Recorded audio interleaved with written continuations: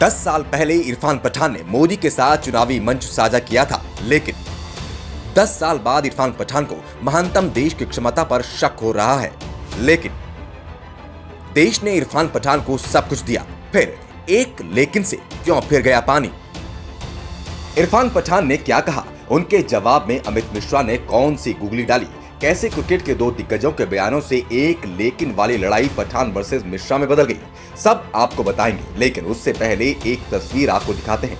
ये तस्वीर गुजरात के खेड़ा की चुनावी रैली की है। इरफान पठान तब गुजरात के सीएम मोदी के बेहद करीब बैठे हैं, दोनों एक दूसरे से कुछ बातें कर रहे हैं। इसी चुनावी रैली की एक और तस्वीर है, पीएम मोदी के साथ मंच से हाथ लहराकर लोगों का अभिवादन कर रहे हैं इरफान पठान। जाहिर है ऐसी तस्वीरों के बाद इरफान पठान की राजनीति में एंट्री को लेकर सवाल उठने लगे थे। तब इरफान पठान ने कहा था, मेरा राजनीति से कोई लेना देना नहीं है और ना ही इसमें मेरी कोई दिलचस्पी है। मैं क्रिकेटर हूं। इरफान पठान गुजरात के वडोदरा से हैं। इन 10 सालों में काफी कुछ बदल गया है। इरफान पठान की क्रिकेट में वो हैसियत रही नहीं, बल्कि गुजरात के नायक मोदी का कद इन 10 सालों में काफी बढ़ गया। मोदी के प्रधानमंत्री बनने के बाद से देश और दुनिया में हिंदुस्तान की हैसियत बढ़ने की बातें की जा रही हैं। ऐसे में इरफान पठान का ट्वीट और उसके बाद लेकिन वाले बाउंसर में कुछ तो मायने हैं। इस पर पर्दा डालने की जरूरत शायद नहीं है, लेकिन कोशिश जरूर होगी। तो क्या इरफान पठान कोई नई राजनीतिक संभावना तलाश रहे हैं? आप सोचिए, वो किस पाले में जाएंगे, किसके साथ गलबहिया करेंगे और किस मंच पर नजर आएंगे। बहरहाल हम आपको इरफान पठान का जुम्मे की सुबह किया गया वो ट्वीट बताते हैं, जिसके बाद बवाल मच गया है। मेरा देश, मेरा खूबसूरत देश, इस देश के पास दुनिया में महानतम देश बनने की क्षमता है, लेकिन इरफान ने अपनी बात अधूरी छोड़ दी या जानबूझकर एक लूज गेंद फेंकी। राजनीति में दिलचस्पी रखने वालों को ये बताने की जरूरत शायद नहीं है।